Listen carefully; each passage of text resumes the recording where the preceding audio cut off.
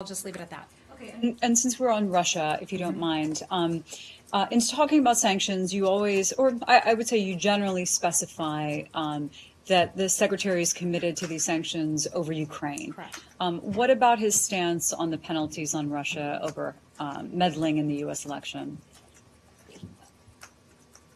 To my knowledge, nothing has changed on that in terms of that. I think the Secretary has been clear in his position that Russia meddled in the election. I know you've asked me a lot about that particular issue, and we continue to have concerns about it.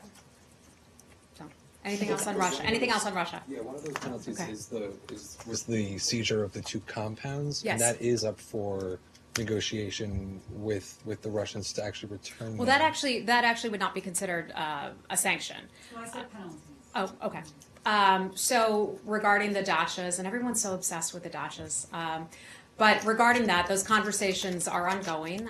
As you know, Mr. Shannon here, Tom Shannon, has been engaged in conversations with his counterpart. No decisions have been made on that whatsoever.